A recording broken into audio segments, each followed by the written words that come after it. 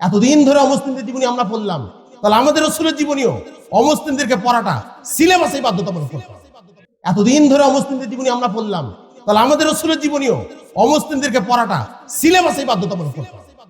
মুহাম্মদ রাসূলুল্লাহ সাল্লাল্লাহু আলাইহি সাল্লামকে নবী হিসেবে সন্তুষ্ট। আসলে কি আমরা মুহাম্মদ সাল্লাল্লাহু আলাইহি নবী হিসেবে সন্তুষ্ট? তাকে কি আমরা আদর্শ গ্রহণ করতে পারছি? দেখেন, আমি সিরাত পড়াই, হ্যাঁ, মুহাম্মদ রাসূলুল্লাহ সাল্লাল্লাহু আলাইহি জীবনী আছে না, এই জীবনীটা আমি পড়াই। তো গত বছর ঢাকাতে একটা সেমিনার হয়েছে, তো সেখানে আমি একটি দাবি জানিয়েছি।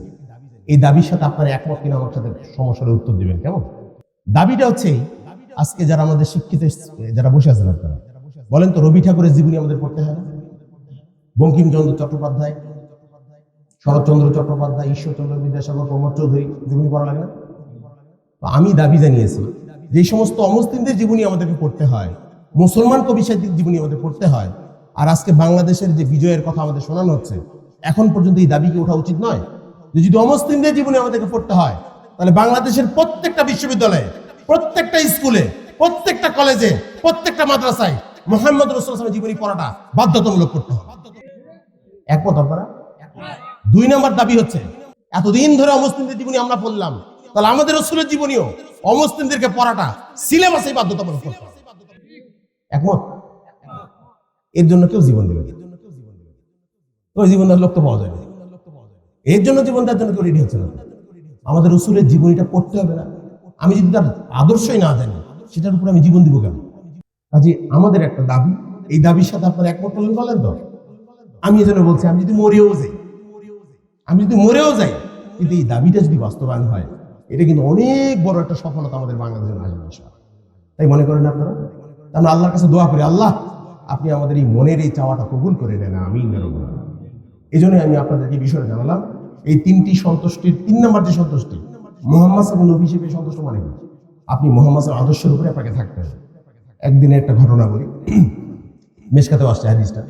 একদিন ওমর রাদিয়াল্লাহু তাআলা, আবু বকর রাদিয়াল্লাহু তাআলা আর মুহাম্মদ সাল্লাল্লাহু আলাইহি 3 জন বসে আছে। তো ওমর রাদিয়াল্লাহু তাআলা তাওরাত পড়ছেন। তাওরাত কোন নবীর উপর নাযিল হয়েছিল? মুসা আলাইহিস সালাম। তো এবার তাওরাত পড়ছেন কে? ওমর রাদিয়াল্লাহু তাওরাত পড়ছেন। তো আল্লাহ রাসূলের চেহারাটা একটু রাগান্বিত হয়ে গেছে।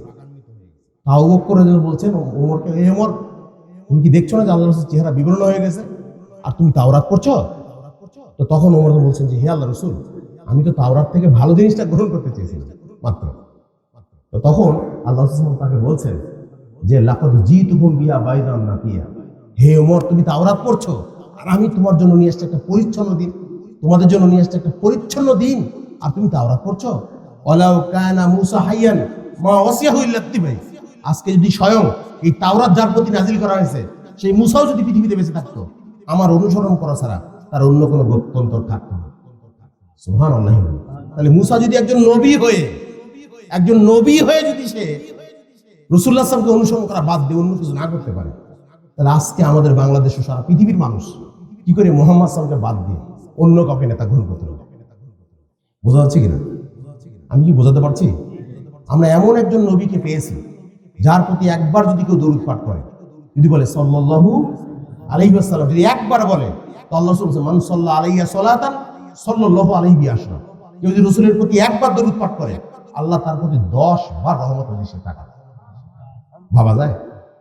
এই জন্য আমাদের দাবি আপনাদের কাছে যে আমরা চাই মুহাম্মদ সাল্লাল্লাহু আলাইহি জীবনীটা বাংলাদেশের সকল মানুষ অন্তত সিলেবাসে পড়ে আমাদের কাছে সামনে যে বাংলাদেশটা আসবে, সেই বাংলাদেশ যেন মুহাম্মদ সাল্লাল্লাহু আলাইহি আদর্শে গড়ে ওঠে। আল্লাহ কবুল করুন।